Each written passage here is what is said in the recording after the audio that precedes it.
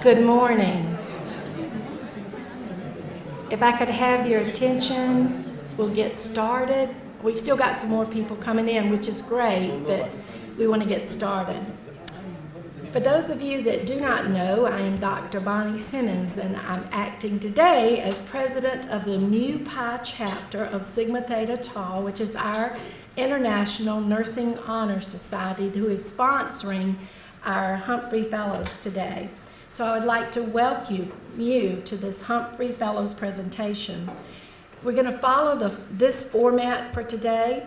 Dr. Philip Brockman, who is sitting on the far end, will be our moderator for the group. He's going to give an overview of what the Humphrey Fellowship Program is, and then each of the fellows will introduce themselves and give approximately, he said, a 5-minute summary of their work and information about their country. And then we're going to have a chance to do some questions at the end.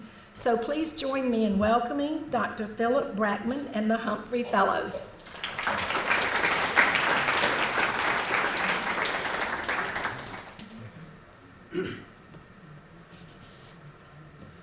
Well, good morning.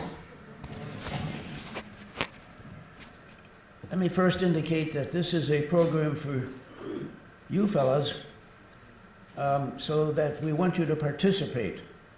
And hopefully you will have some questions of the presenters, and they'll be very happy to answer your questions, but they know what they're going to say, they know their country, but they might not know exactly what you want to know. So don't hesitate to ask questions, that's important. The Humphrey Fellowship Program was started by President Jimmy Carter back in 1979 as a fellowship program paid for by the United States government of bringing over professionals in all professional areas, not just public health, all professional areas for 1 year of work study at an assigned university in the United States. On campus, they will take classes, academic classes, but they also have opportunities and money to travel around the country and meet people working in their professional areas, attend workshops and seminars and conferences in their area of interest, and they can actually develop a work program for 6 weeks where they actually work on a project that they then take back home to their country and hopefully initiate. We at Emory-Rollins School of Public Health are a public health campus, and I will have anywhere from 7 to 14 Humphrey Fellows each year. This year we actually have 14 fellows, but only 7 came on this South Georgia trip. Carter indicated that the purpose of his program not only was to let mid-career professionals upgrade their knowledge in their professional area, but to meet citizens of the United States, to acquaint citizens with the fact that the world is really round and there are other countries other than the United States, but to develop collaborations and friendships and associations with Americans. The concept being that if you're working with other peoples, the chances are you're going to respect them. You're not going to do battle with them. And you're going to promote the concept of social justice. Over these 35 years of the Humphrey Fellowship Program, there's been 5,200 alumni from 159 different countries. In this present year, we have 163 Humphrey Fellows located on 15 campuses throughout the United States. Now, the Humphrey Fellows here, the 7 Humphrey Fellows today, all work in public health, and they are here then to talk about themselves and their country and their work, but again, as I said in the beginning, to answer any questions that you have. We'll have time for 1 or 2 questions right after their presentation, and then hopefully before 12:30 we should have some time for questions that haven't been asked as yet. Okay? So, Humphrey Fellows.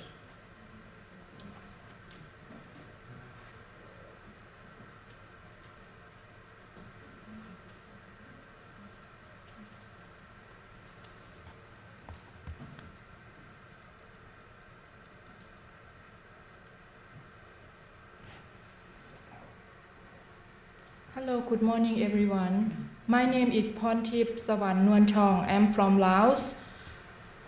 I joined this program by the idea of I want to integrate the research and public health for the solving the problem in my country.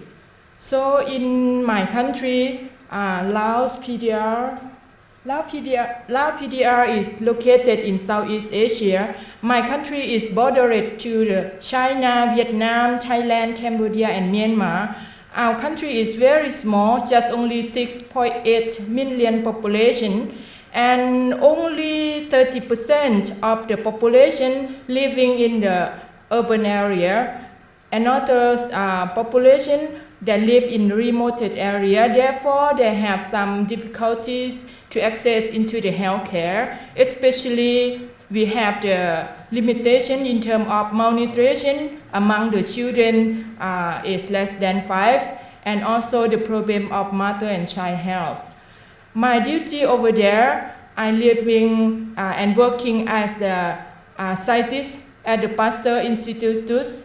So my main research is about vaccine preventable diseases, and also to discover the cause of the problem and to discover the new viruses. Therefore, during the Humphrey year that I came here, my purpose is want to develop my skill in terms of evidence-based research and also clinical-based research in terms of how to improve or to identify the problem and to make a change in terms of the policy. Therefore, the Humphrey Fellow that I apply for is public health in terms of policy management and development. So when I return to my country, I do hope that I can contribute in terms of prevention the disease and also to identify the new disease or the cause of the disease, and also to improve in terms of healthcare and development. And also one part of my job, I will contribute into the teaching at the university in terms of infectious disease, immunology, and also vaccine preventable diseases. That is my goal, and I do hope that my skill and that I have learned here and learn from you and exchange in terms of the modeling of how we prevent the disease, and also to improve the healthcare, and in terms of cost effectiveness, how to apply in terms of the intervention. Thank you very much.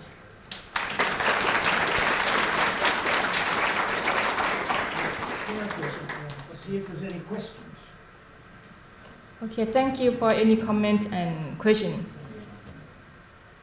Infant mortality rate there is, do you know? For the mortality rate of the infant or of the mother is quite high. For the infant is 59%, and it's quite high. And the main top 10 of the cause is respiratory diseases, and also the cardiovascular diseases, and also the communicable disease and another cause. Yes. What's the biggest health problem, public health problem in Laos? In terms of public health problem, our main obstacle is health system and infrastructure. That is one thing, and human workforce. Since our country, for example, in terms of nursing school, we just have the bachelor degree for the nursing school, just like back 4 years ago. Before, we have just have the practitioner like a training by 2 years, and also midwife training. Therefore, we established the nursing school just 4 years ago, and also medical technologies. Actually, I am myself, my background for bachelor degree is medical technologies, and my PhD in biomedical science. Okay. Thank you. Next, my friend will be Sangay from Bhutan. Thank you.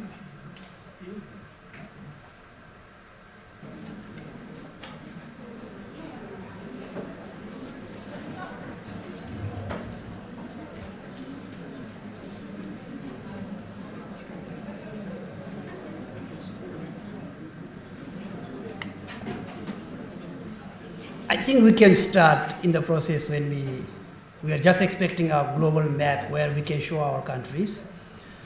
So good morning everyone. It's my privilege to share some of the experience that I come from and then that I have in my professional background.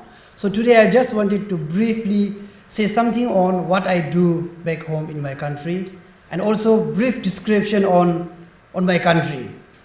So first go with my country.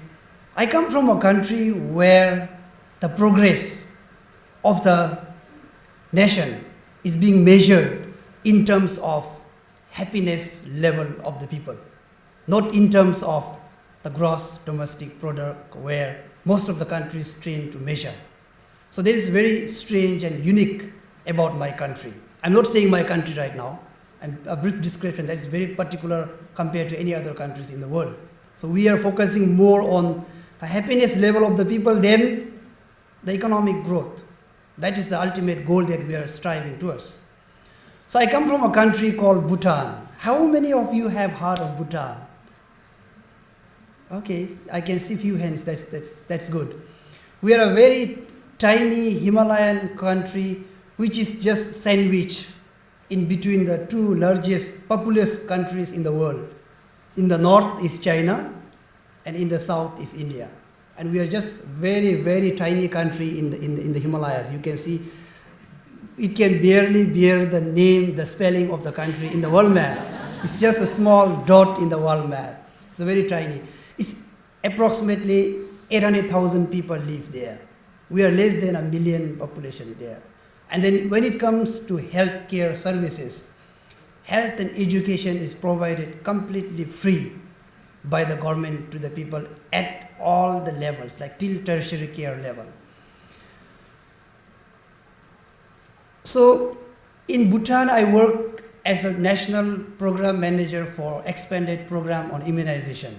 So I work for vaccine preventable diseases in the country in terms of eradication of like poliomyelitis, elimination of measles, elimination of maternal and neonatal tetanus. So all this kind of eradication of those vaccine preventable diseases, I fully involved for that. Apart from a day-to-day program overall management of the vaccination program in the country. The biggest achievement that we have is we have started our program since 1979 with only 6 different antigens, 6 different vaccines. As of today, in 2016, we have 12 different antigens in the country. Within a short span of a few decades, we could increase several antigens in the routine immunization system. And we are the first country in the lower and middle income country to have introduced this nationwide HPV vaccination program in the country. And then we are very proud of it. And then so many other countries who are willing to introduce those vaccines in their countries wanted to learn some experiences from us. We have sustained high immunization coverage in the country above 95%. Because of that, we can see only negligible, very less vaccine preventable diseases prevalence in the country. We have achieved the polio certification as a regional country certification because WHO certified the polio-free, polio eradication and elimination certification based on the regions, not by country-wise. So we were waiting for India to get polio-free, and then when India got polio-free, whole region has been certified as polio-free on 24th March 2014. So Bhutan was also part of that achievement. We do have some challenges. My cohorts, the immunization cohorts, I'm dealing with only 12 to 14,000 kids and the pregnant mothers. But as a country, we do have our challenges because of the geographical terrain, because of the scattered population, because you will see only few houses on one mountain and then other houses in another mountain. So it's much more difficult in terms of accessibility and then equal distribution of infrastructure in such a set up mountainous country. And then we do have some financial and technical capacity, inadequate capacity in the country because we depend mostly on donors, developing partners. So we are not sure about how long we can sustain our program and depend on them. One day all those developing partners withdraw their support, government has to take over all those kind of funding. So particularly in terms of vaccines, we are trying to introduce more and more vaccines, like PCV, pneumococcal vaccines and rotavirus vaccine is the next pipeline, next priority. But we are not sure about financial sustainability. Who is going to fund? How long we are going to sustain these programs? Especially newer vaccines comes with higher cost. It's much more expensive. So these are the things where we are seriously considering on this. The other biggest challenge I just wanted to mention is reaching the unreached population. We have 5% remaining population which has to be covered with immunization. But those 5% is very critical. The routine, normal strategy and programs does not reach them. We need a very different strategy to reach all those 5% population, which is like very, very difficult to reach, like migrating population, nomadic in the mountains. And these are some of the challenges that we face in the country. So I would love to discuss with you if you have any questions. I will end and keep it here. Thank you.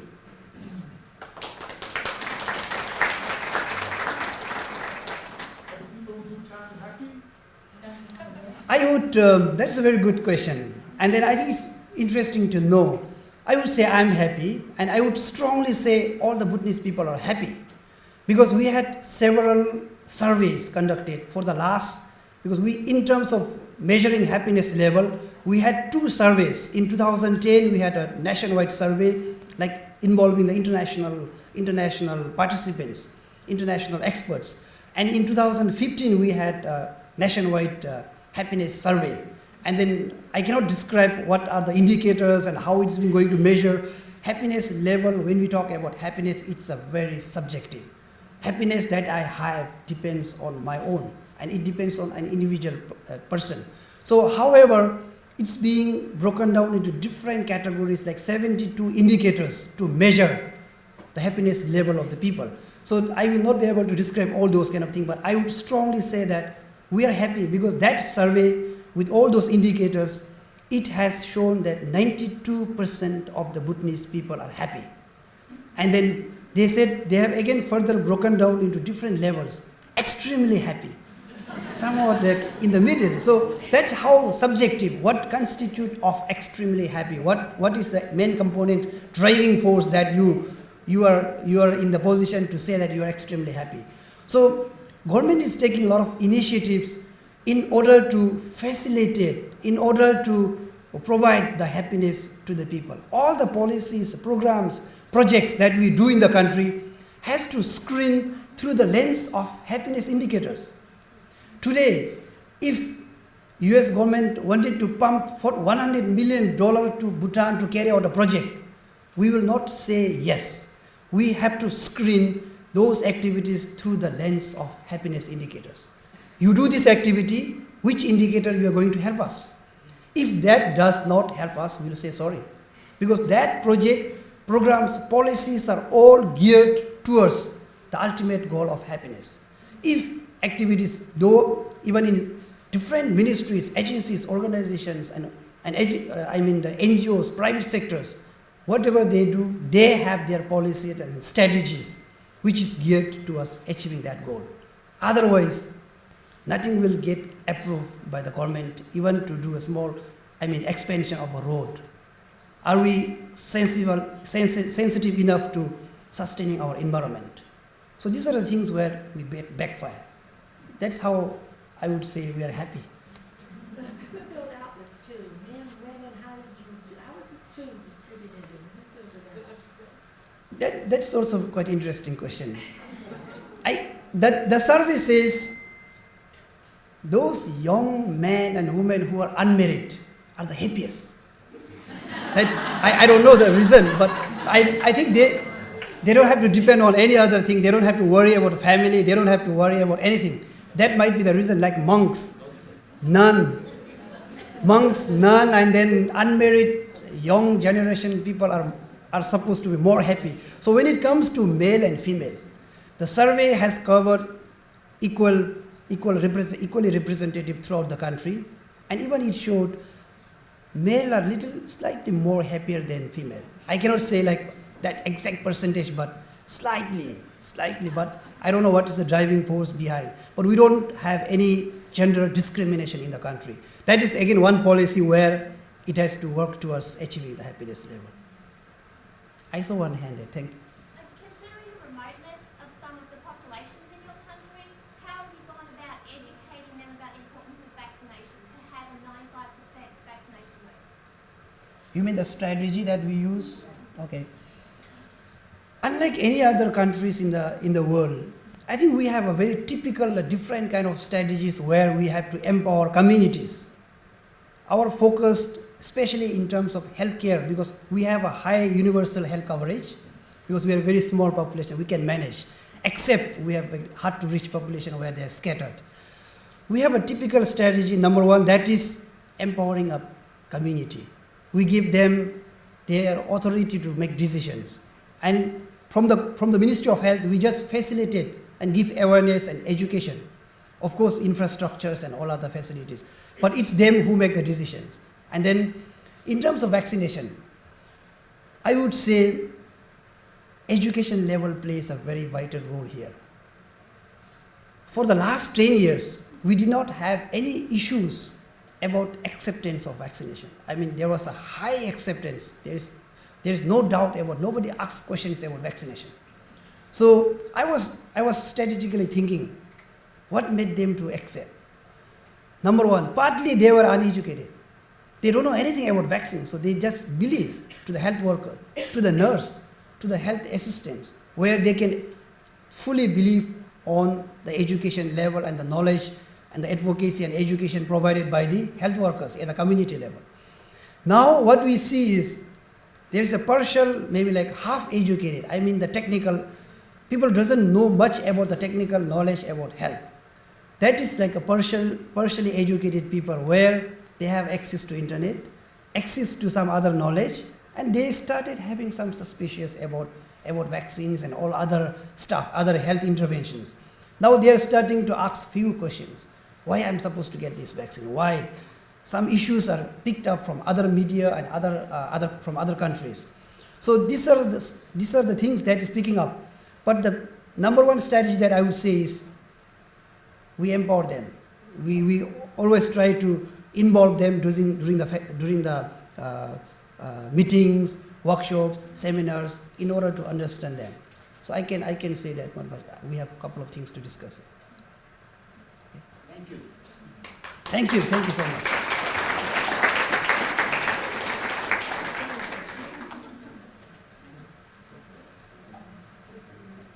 Fellas, let's not hesitate.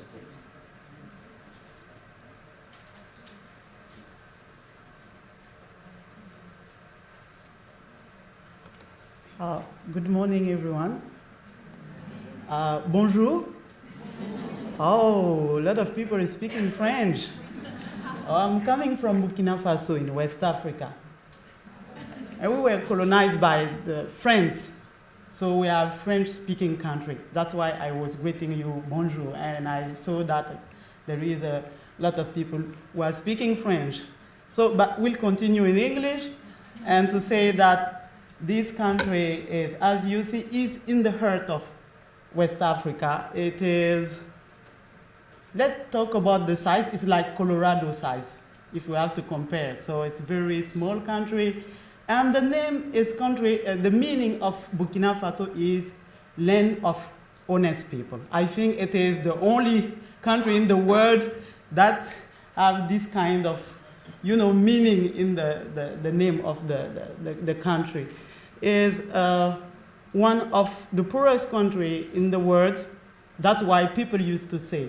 But if you come in my country, probably you will want to come again, because people are very friendly, people are very welcoming. We do have a lot of challenges, health challenges. And as a medical doctor, physician, and specialist in public health, one of our challenges was HIV infection. You know that more than 36 million people living with HIV worldwide, and 28 million is living in sub-Saharan Africa. And we were among these countries really affected by HIV. In the 90s, it was like 6% of the population adult infected by HIV in my country. And I have the pleasure to say that now we are less than 1%. And Thank you.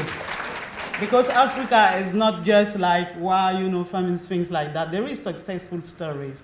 And one part of the story, one part of the success was the nurse.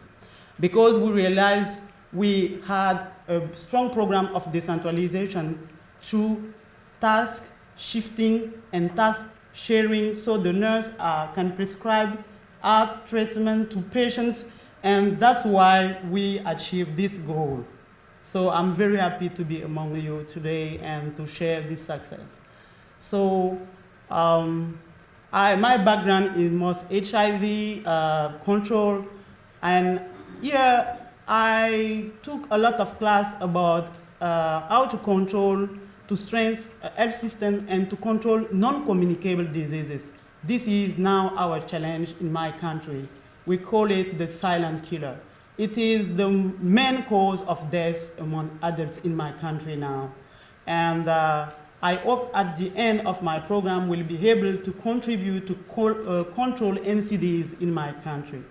And we have many challenges, but I have a friend coming from Burkina Faso, so she will talk maybe about that. So I will not go to that. I will say that there is also a hope in my country, because after a lot of coups and things like that, we have a new government, we are a president who were elected democratically. It's not very common, so we have hope that we can do a lot of things in the coming years. To talk about our program, I think this program is very interesting for people like us, because we can make like network with American people to see how you are studying and what you are doing in your country, and to take the best practice in our country, and we are very happy to do that.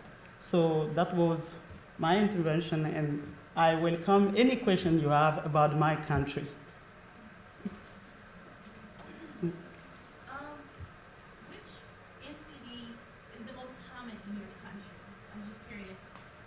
Okay, thank you for your question. Very interesting, because hypertension,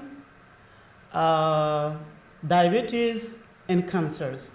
And we don't have palliative care service. We don't have a screening program. And you know that HIV is now a chronic disease. It's like NCD. We can say that HIV become like an NCD. So we want to use HIV control model to give better care for NCDs.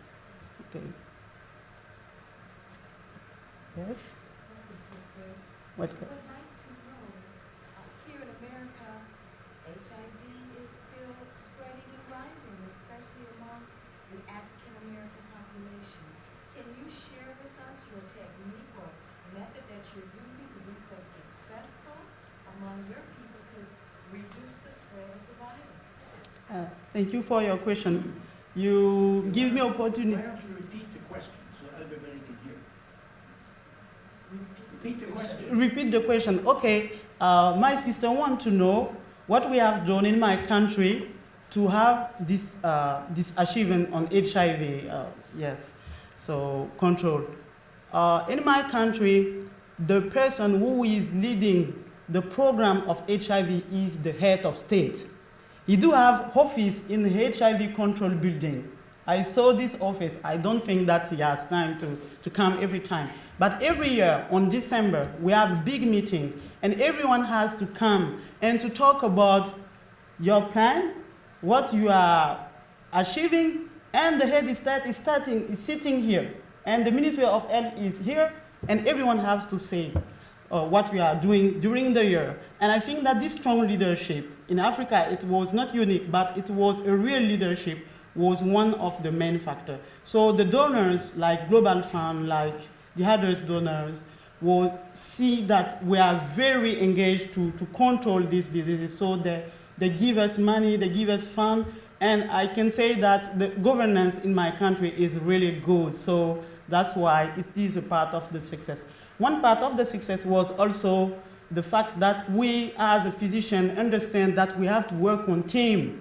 It's not the matter of the physician to cure the patient. We need to have nurses, we need to have social workers, we need to do prevention in schools, even to talk about sexual, things which are taboo in our country because we are very, it's difficult to talk about sexuality with kids, but we managed to do that in schools and with everyone to make sure that everyone is aware that this disease exists really and we have to handle it. So I think it is one part of the success. So thank you so much for your attention.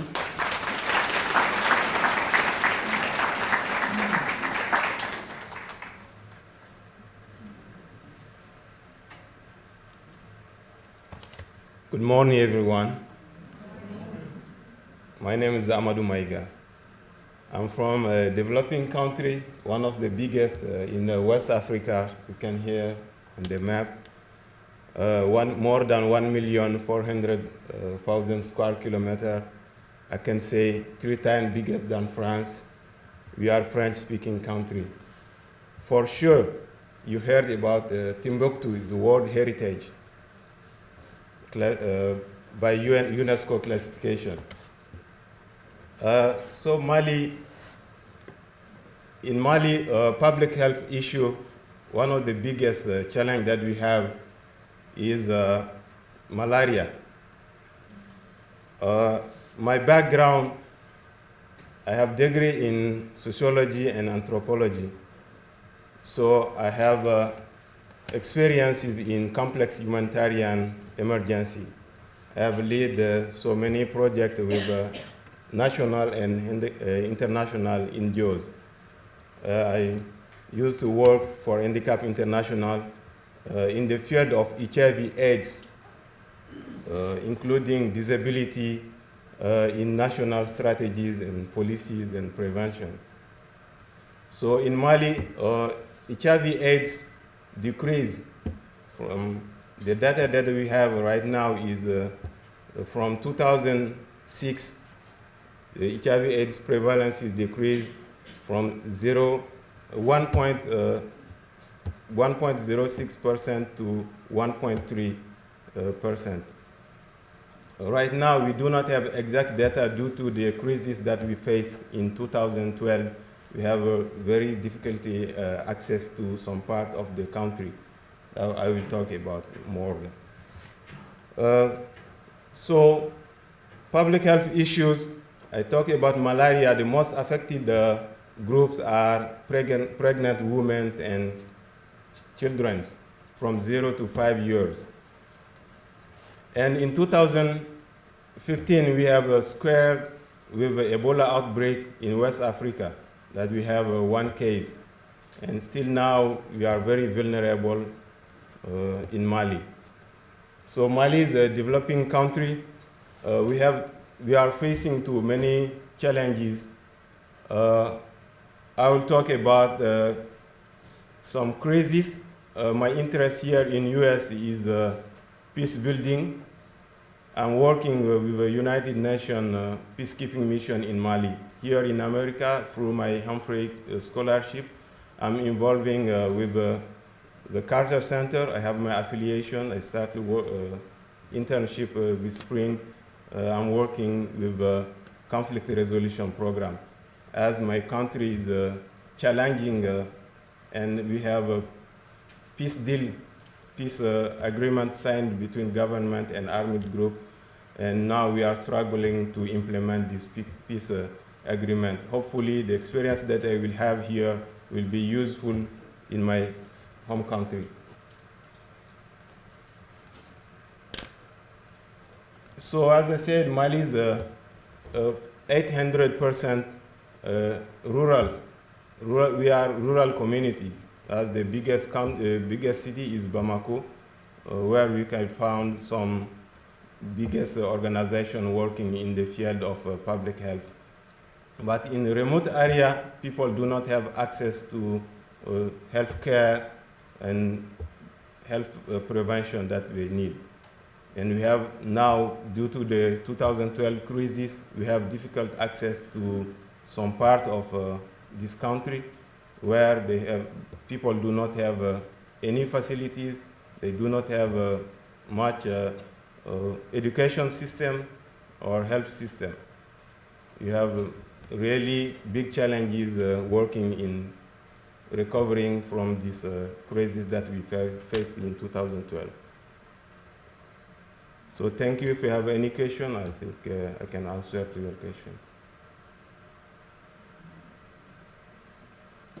You have questions?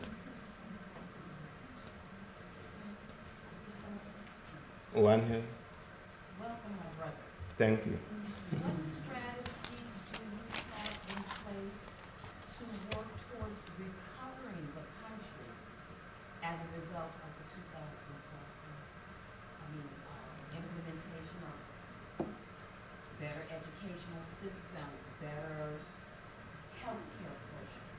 What is on the plan? What is on the charts for the future? The chart that we have is. Repeat the question.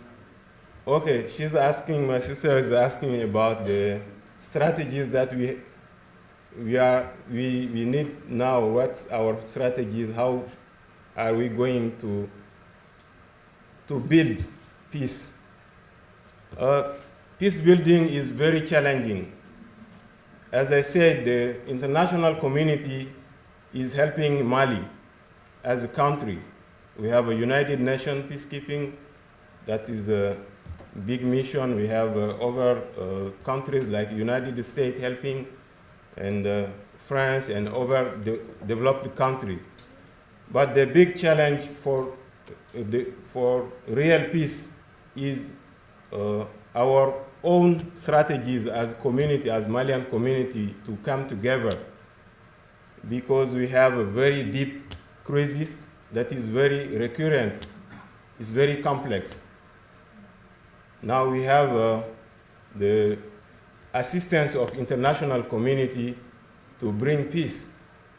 And I can say it's not, we have hope, but it's not easy to build peace, to bring people together. We are working, we have a democratically elected president.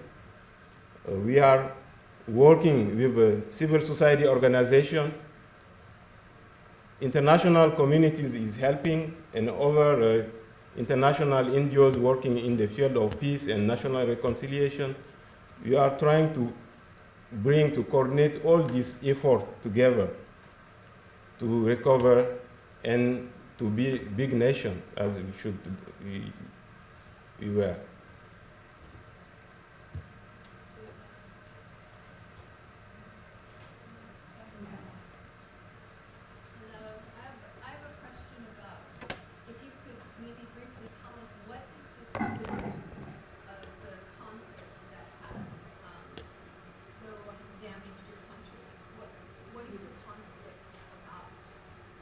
You mean the causes of the 2012 crisis in Mali?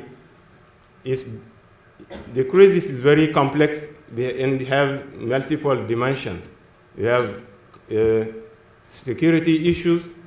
We have natural disaster that we are vulnerable country because it's located in Sahara region. We are in Sahel region. That's the over vulnerability. But the main causes are really, we are affected by the international war led by international community in Libya. Mostly people immigrate from Libya to come to the northern Mali and start fighting. Beside that, we have internal factors. Those are bad governances and social injustice. Those are deep causes of this crisis, because we have a recurrent rebellion that is very recurrent from the north part of Mali, from Tuareg groups, that I can share with you later. Another. Okay, thank you.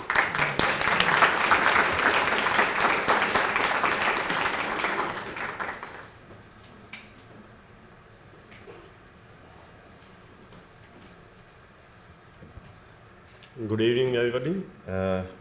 It's almost good afternoon, so even then, good evening. My name is Ahmed Laghari. I'm a medical doctor and I have a master's in public health. I'm from Pakistan. Pakistan is in Southeast Asia, and we have neighbors India, Afghanistan, China, and Iran. For last 10 years, I have been working in public health. For last 5 years, I have been working in health system strengthening, focusing on maternal and child health. I have been working with WHO and different organizations based in USA also. Pakistan is a big country. We got independence in 1947. We were united with India. We are called United India. And we have a population of around 191 million at this time in 2015. And the biggest issues in health, apart from polio, which has its own role in international health also, we are suffering for the mother and child health problems. Pakistan in the area has one of the highest maternal mortality rate. I hope you all know what is maternal. It's like mother dying during the phase of delivery and after the delivery, and the child health. In child health mortality, the age which is most vulnerable is the neonatal time period, where most of the deaths occur. Though under 5 mortality has been improving in Pakistan over the years, but we are unable to do anything about the neonatal mortality. Basically due to the delivery services which are available in the rural areas. Pakistan, 54% of the population is still living in the rural areas.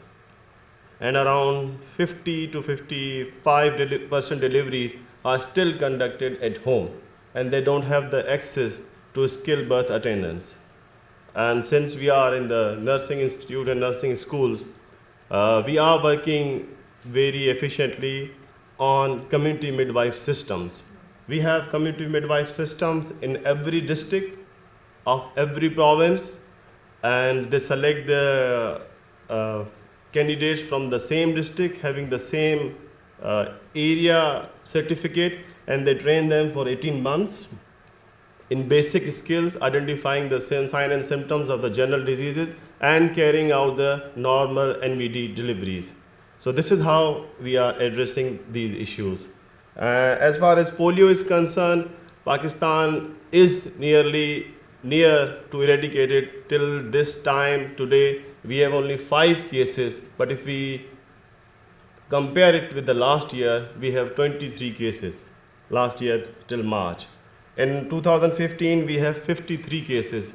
But since we switched from oral polio vaccine to IPV, the prevalence or the incidence of polio is being decreasing. So we are very much hopeful that in 2016, we'll be able to eradicate the polio. So, and as far as Humphrey Fellowship is concerned, I'm taking on courses with my background, and I have my affiliation confirmed with PAHO. PAHO is a Pan-American Health Organization, and I'll be going there and spending 2 months to learn more about maternal and child health. Thank you.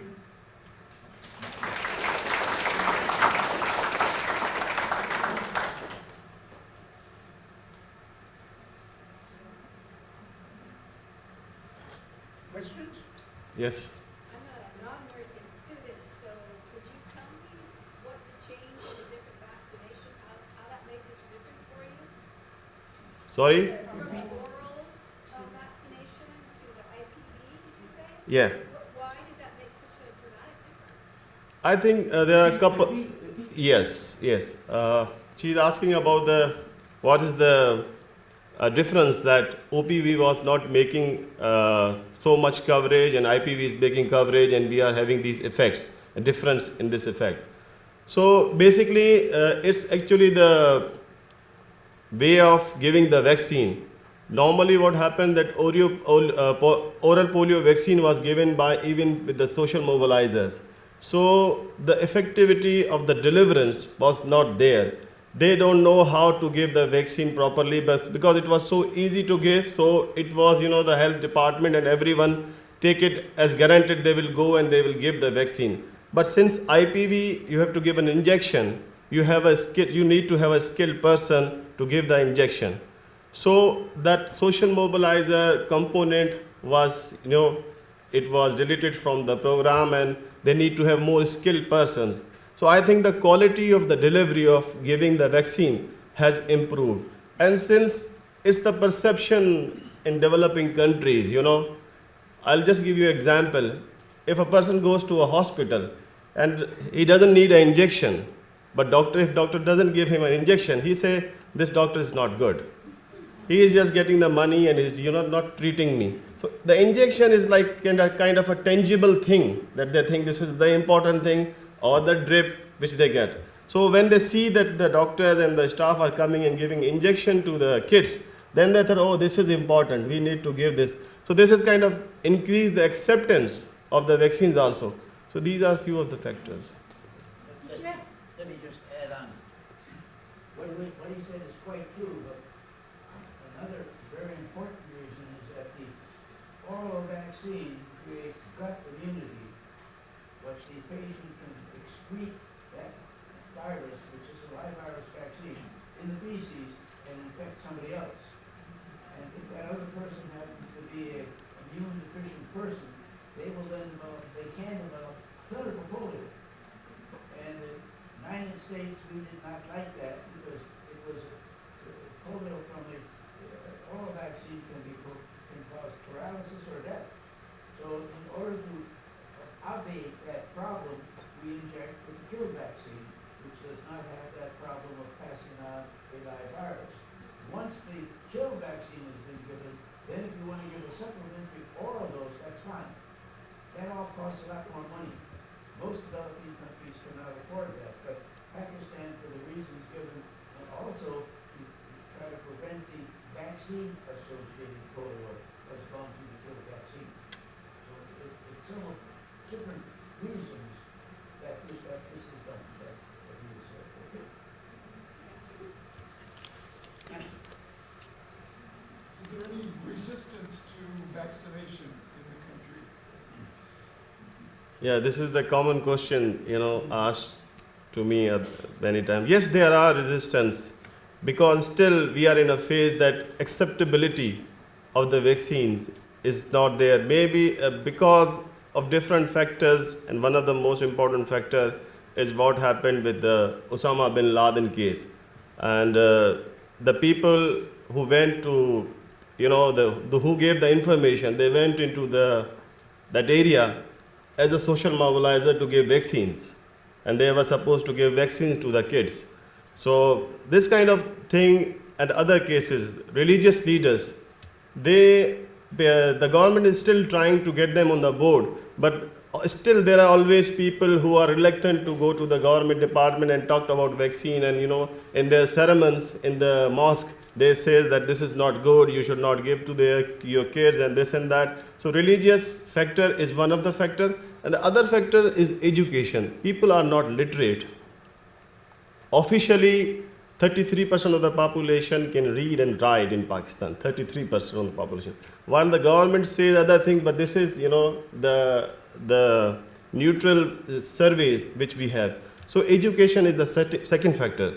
And third factor is the availability of the vaccine. I would tell you, when I was working in WHO, we used to give the vaccine for BCG vaccine only on those days when we have kids in the hospital more than in 18 numbers. If they are 18, then you can open the vial because you have very limited vaccine.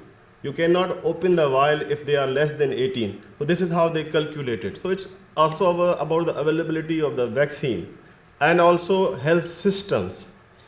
Different factors of the health systems. People do not have the accessibility to the vaccine and the hospitals. We have this field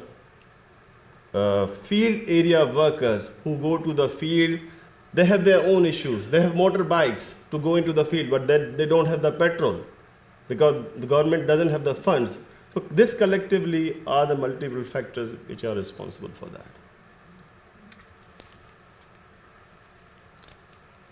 Thank you.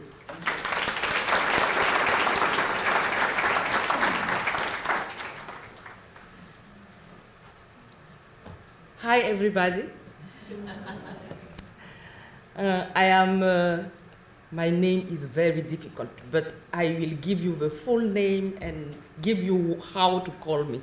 My name is Southongnoma, Basilia, Coefe, Niteiema. But Basilia will be enough. I am from Burkina Faso as Irene. I am a medical doctor specialized in public health. I worked for the government for 5 years, and after that I moved in NGOs, probably because I felt that I had more opportunities and more resources to do what I really wanted. So Burkina Faso, as she said, is in West Africa, and my area of work have always been in maternal and child health. Why am I interested in children health in my country? It's just because we have a very high under 5 mortality rate. Very sad to say here, to say it, but we are among the 10 countries where children are more chance to die. 129 per 1,000 live births. So it's very high. And in my country back home, I am in charge of a program for diarrhea management using zinc and low ORS, just because the main causes of this mortality are malaria, acute respiratory infection, but diarrhea, it's the 3rd cause of mortality. Seems strange, because here I cannot imagine that children can die from diarrhea. It's very rare. But in my country, it happened, and it happened very often. There is treatment, and it's not that expensive, but people cannot afford. So my job over there is to make sure that kids, when they have diarrhea, can access to this treatment, zinc and low ORS, proven to be the best thing to do in diarrhea cases. What else to add? Maybe speak about political situation of my country. I love politics, but I don't want to do because it's not very easy, and if you don't know how to surf, may be difficult for you.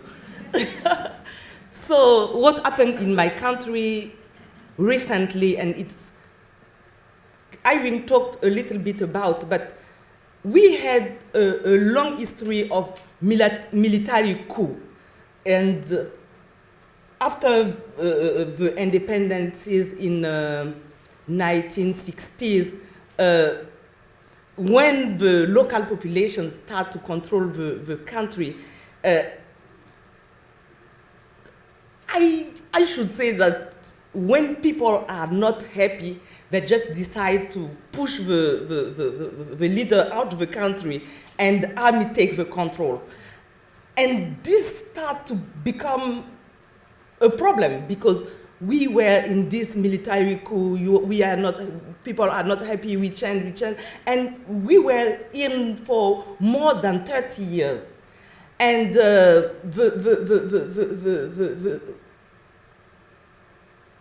chief of government we had were in the power for 27 years.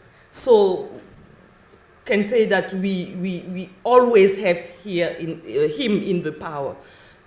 And in 2014, he decided to modify the constitution and to be re-elected again and stay for more than 30 years.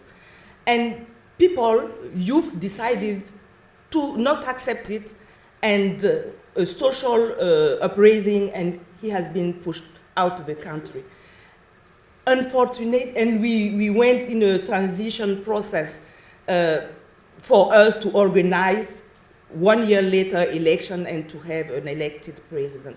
Unfortunately, 1 month before these elections, a military coup happened again in December 2015, so very recently. And people were just very sad. We were thinking that we were at the end of this military coups and very difficult political situation, and now we are again in.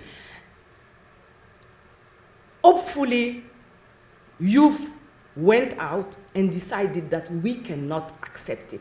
It was amazing because we couldn't think that people without weapons can go out and say to militaries that we no longer want you in power. So it's what happened, and they have been obliged to leave the power and let elections to be done. And it's now we have our new president. He has been installed in early January. So it's very recent, and we have a lot of hope. I'm sure that we will do well, because for us to be able to achieve our health targets, we need to have political stability. If not, we cannot work. So there is a lot of hope, and it's this message of hope I wanted to share with you. Thank you.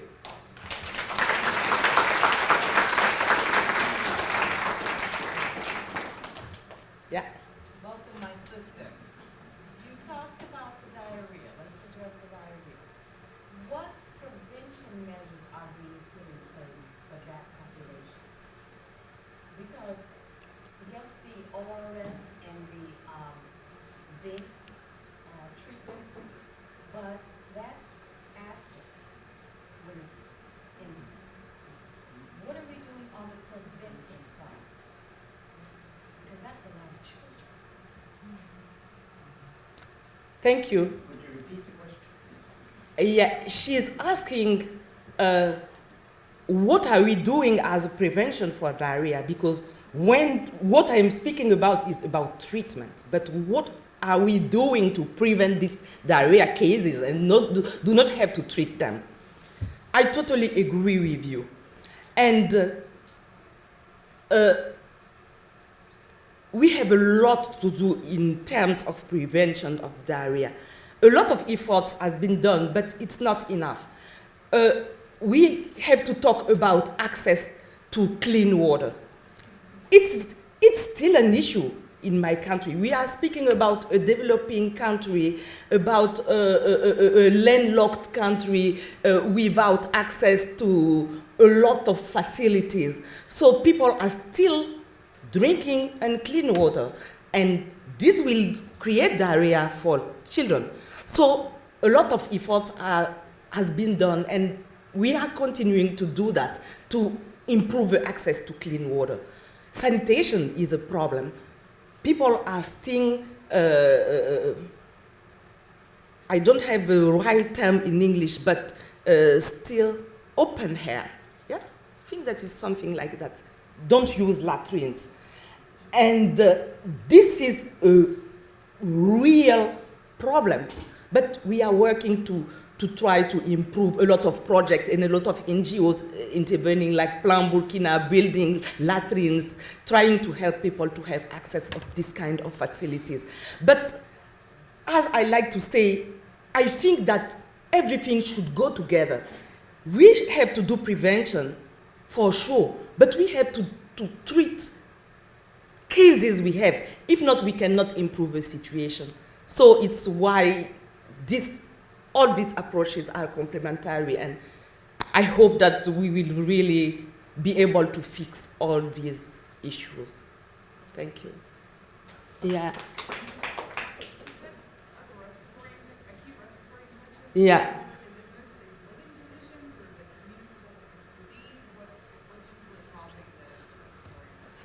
Yeah, it's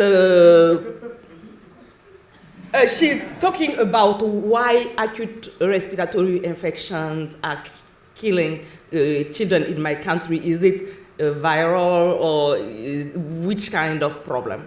Yeah, it's mainly infectious, and it's also linked with climate we have, because we are in a desertic country, and the wind sometimes carries a lot of dust. And in some periods, it becomes worse for children because their immunity is not that built, that strong. And we have all these outside aggressions. But what I should say also is that people tend to stay home with their kids. They don't go to the health facilities very often and very soon when they have episode of illness. So it becomes worse. But approaches like IMCI, Integrated Management of Childhood Illness, try to cover all these aspects, all the diseases, most killers for children. And yeah, we are using this approach to manage illness cases. Yeah. Are there any interventions that have been made for the mothers while they're still pregnant? Sorry, I cannot hear you. Interventions for the mother while they are still with the child that could maybe help prevent the illnesses such as diarrhea and the respiratory, like things to prevent the illnesses in the children to decrease the mortality rate. She's asking if we have a kind of program involving mothers to prevent these illnesses in children.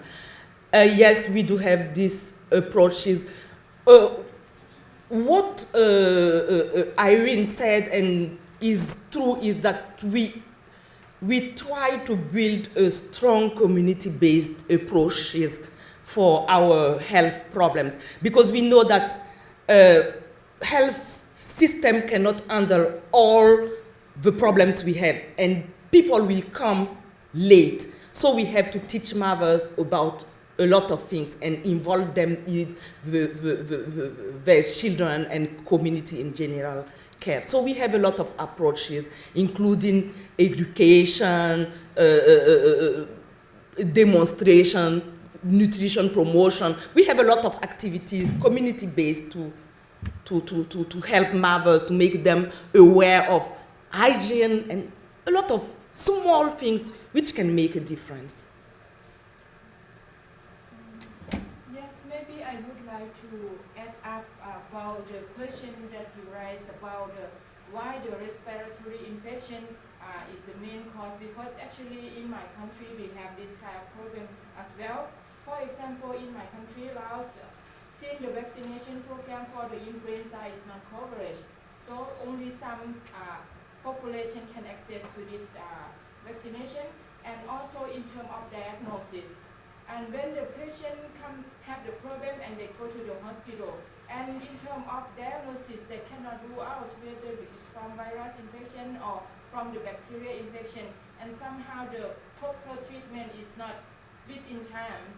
Therefore, the cost of the vaccination, the cost of the diagnosis, the cost of the intervention of the treatment, and also follow-up is still like not working together very well. Therefore, when they improve, we need to find, for example, we find out the cause of the infection from our research. Is most of the respiratory infection is caused by RSV virus and influenza.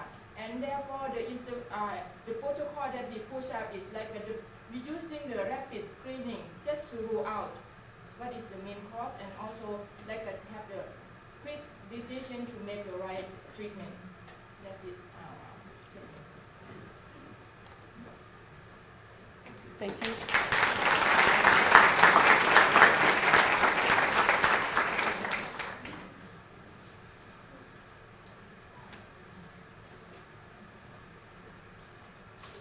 Hello everyone, I think I'm the last fellow here. So my name is Zinda. I came from a well-known country, maybe the most ancient civilization in the world, the land of the pyramid, the Sphinx. I think you know it now, right? I'm from Egypt. Egypt is in northeast Africa. We have shores on the Mediterranean Sea and the Red Sea. We have the River Nile and the Suez Canal, which connects the Mediterranean Sea and the Red Sea.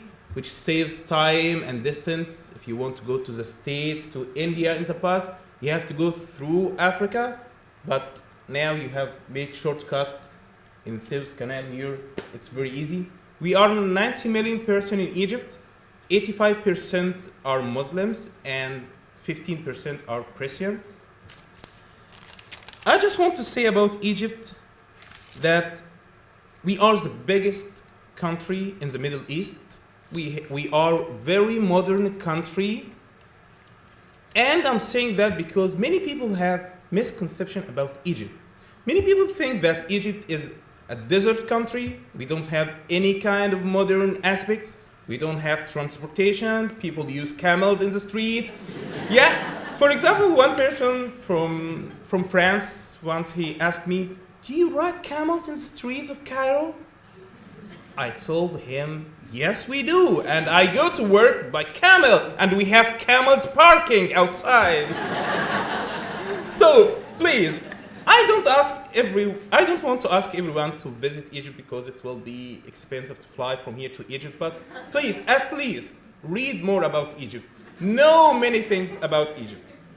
I'm a public health specialist. I work in a hospital. In public health department, we design educational and awareness programs to educate people about public health, how to stay safe, how to fight disease, epidemics. I focus on school nutrition programs. I design school nutrition programs to educate the students about the right kind of food, how to stay safe, how to stay healthy.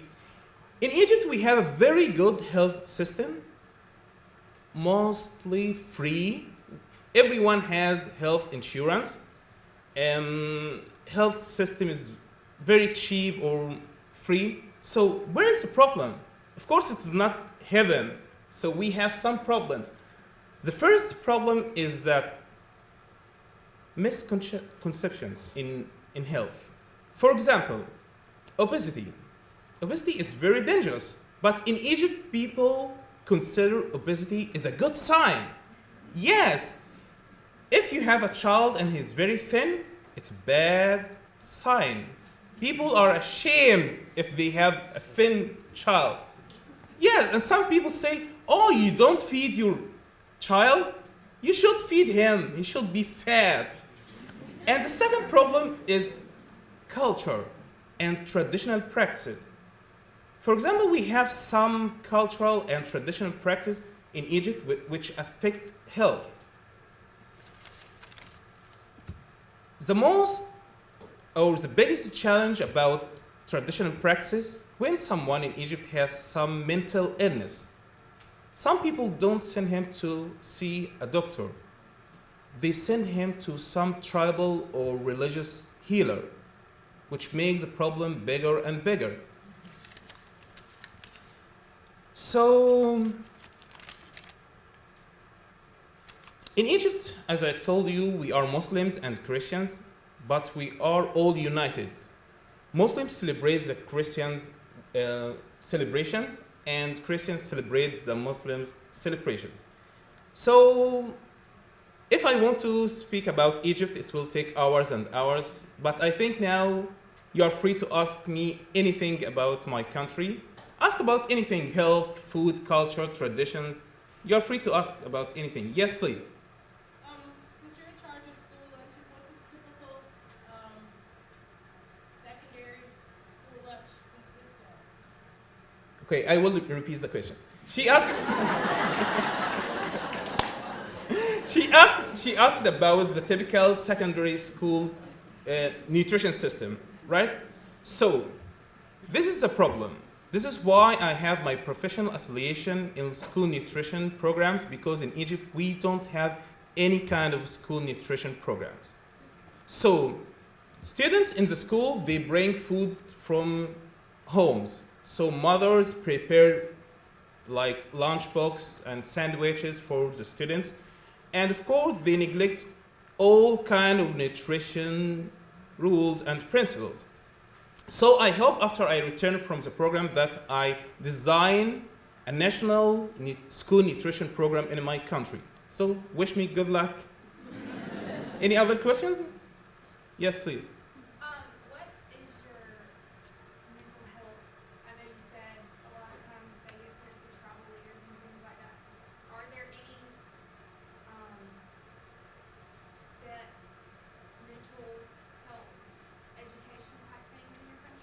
Okay, she asked about any mental health education in Egypt. When I say that some people, they send the mental patient to some trouble here, I'm not talking about the whole Egyptians. I'm talking about some people in Egypt, some communities, like very conservative communities, like Bedouins. In Egypt, we have some Bedouins who live in the real desert, like the Eastern Desert and the Western Desert, and some people live in the South Egypt, which we call them Upper Egyptians. But they live in the South, and we call them Upper Egyptian? How comes? Anybody knows? Because in Egypt, Egypt is like a mountain, okay? So the high altitude of the mountain is in the south. So that's why the river Nile runs from the south to the north, to the Mediterranean Sea. So we call them the Upper Egyptians. The Upper Egyptians people are very, very conservative, very difficult to change their mentality. You can't simply go to them and say, please take your patient to a mental institute. Of course, we have a lot of mental institutions in Egypt, but try to convince them. And if you want to convince them, you have to speak the same language. I don't mean the spoken language like Arabic, English, French, but their mentality. You have to convince them. It is not related to any kind of religions. It's related to culture. Yes? Any other? Let's let the last 5 minutes or so be for any questions for anybody. Okay. So did anybody have any questions of a previous Humphrey fellow? Thank you so much.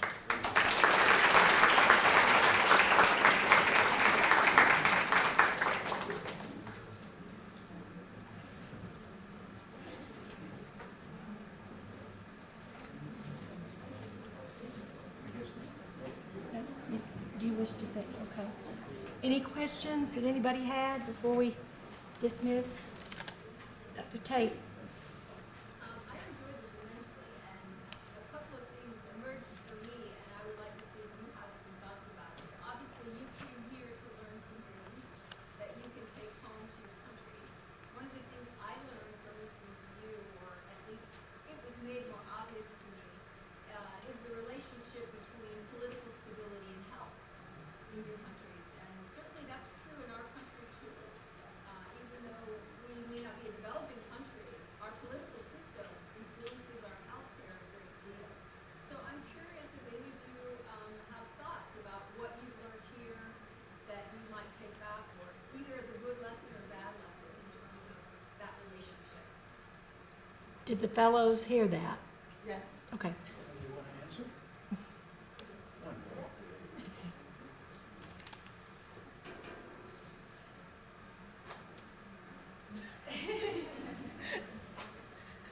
Thank you. You are totally right. Her question is, what have we learned about the relationship between political situation and health here that we can think about back home? For what I have seen here, it's difficult to speak about politics, but I will just try to tell what I felt and I saw. I understood that access to health care here in the US is not something common and seen as a right for everybody. Not that it's not a right, but it's not easy to access. And from the biggest country in the world, it may seem strange. In our countries, we don't have these resources, but feel that everybody can access. So I know that this situation will have implication in the coming years because we are now in a process of new elections and things like that. So what I think about and want to apply in my country is not to link health with the capacity of people to pay.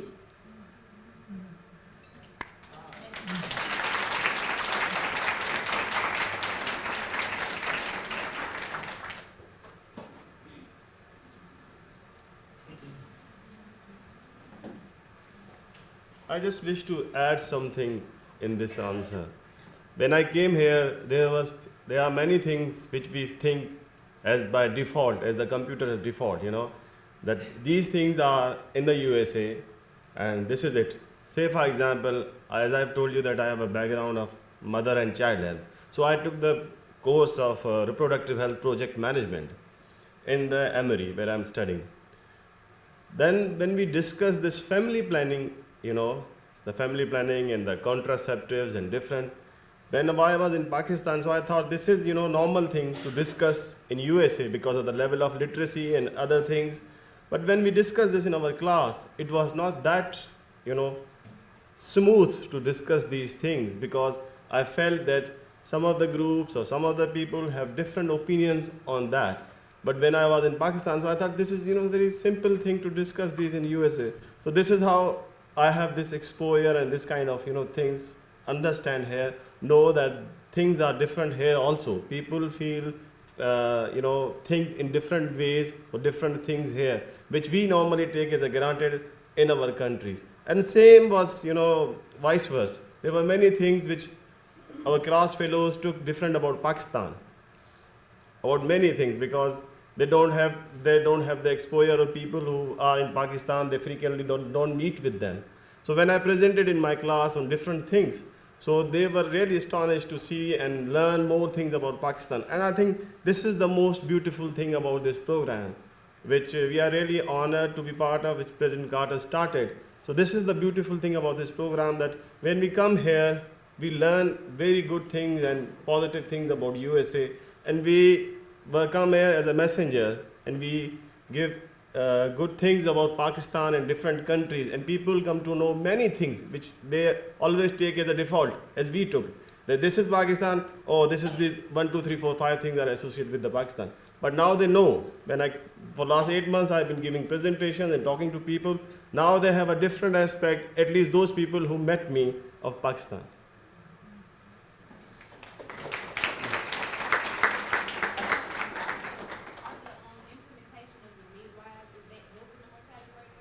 Yes, it's really, this is one of the major factor. She's asking that the midwife program is helping Pakistan to decrease the maternal mortality rate. So yes, it's really helping. And the basic thing which is helping is that they are from the same community. So this is where the missing point was. People don't have the confidence in the healthcare providers that they will take their wife or their daughters to have a delivery there because of the culture and religious, beliefs. But when they say this female who has been abroad in the same neighborhood, she went to school, she went to a college, now she is having the same, clinic in their own neighborhood. So they know they can relate with her. So this is where they have the confidence and they go and get their woman delivered at the clinics. So this is really playing a major role in that. Do those midwives have the same access to technologies that are in the hospitals? No, they have a question. The question is that they have the midwives have the same availability of the resources or technology as the hospitals have. No, they have a set of structured services they can only provide. So they can prescribe medicines, but for only those diseases which are already prescribed. Like for malaria, for diarrhea, they can give ORS. As far as the maternal and child services, they can refer to the vaccination. They cannot vaccinate. They have a very close referral system with the hospital and the healthcare providers. So they can write a chit to the health facility, and when they reach at the health facility, they are treated as a priority because they are coming from the same structure. And they only can conduct delivery. They cannot do the cesarean section. They don't have authority to use injections for anesthesia. So if there is a case, a complicated case, they can refer them to the hospital. What they have advantage that they have the mobiles given by the government. They can call to the hospital and they can ask for an ambulance, which is very rarely available in rural settings, but they can order and they can send the patient to the hospital for the cesarean section. Yeah. They give no anesthesia for childbirth. Is that what I heard you say? Sorry? Anesthesia for childbirth. No pain? No pain? No, actually the CMWs, the community midwives, are not allowed to give you. Yeah. Childbirth with no pain relief. That's what he said. Okay.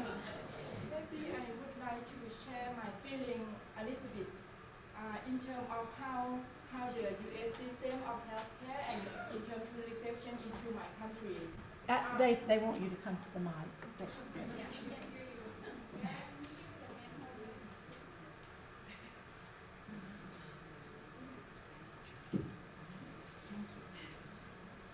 So refer to your question about the reflection of how can I learn from here and compare, or how can I bring it into my country, or what else I have seen. For example, I have learned from here is the healthcare system people can access if you have the insurance. For example, the Medicare, Medicaid, or even Obamacare, for example.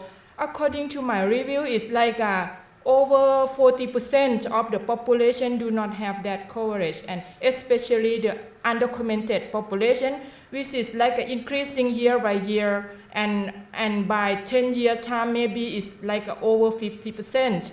So this kind of unequal health access may be happen if they do not have a backup system to support or working with the consulate or working with another organization, not just public health issue.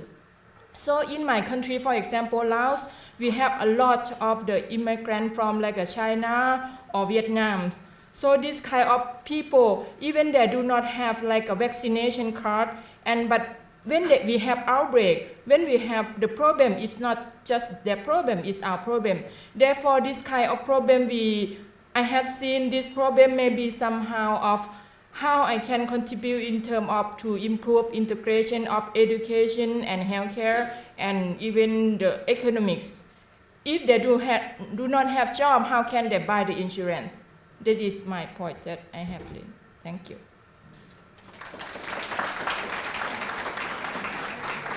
Yeah, okay. First of all, I would like to apologize. It seems like I forget to give my name during my speech. So I'm Irene, Yameogo. So I want to share something with you about communities who are still affected by HIV in Africa. It's people gay. You know that gay community is highly stigmatized in Africa. In some countries, it means death. And in my country, it's not easy for them. And if you see the rate of prevalence, it's very high among this community. And if I take the example of Atlanta, of the South of America, there is a high prevalence of HIV among black, young, gay men. It's very painful to see someone 70 years old, 14 years old, infected by HIV. It's unacceptable here and in my country also. And I met some amazing people who are working in this field. And despite our belief or religion or things like that, I'm very proud to bring new ideas and new way to work with this community to eliminate HIV among this community and among general population in my country.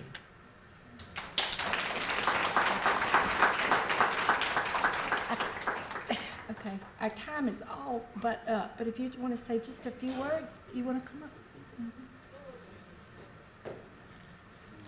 What I would like to share with you about what I learned here is really the way in US here, communities are not relied to government, and the importance to have very strong political institutions is very important. Thank you. Thank you. We cannot thank you all enough for coming and sharing. You just gave us so many insights into the other countries, and we thank you, Dr. Bratton, for bringing all these fellows to us. Please join me in a round of applause. I think our dean from the School of Nursing has some things to give to our fellows. And I do know that the Windows to the World people need to sign in or something at the back. Is that not correct? Back on the back row? And you want, Sandra? Yes, I do. Yeah. Just a minute.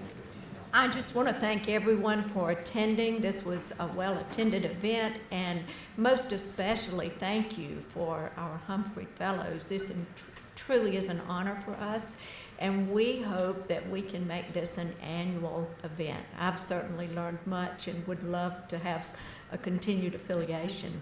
Thank you.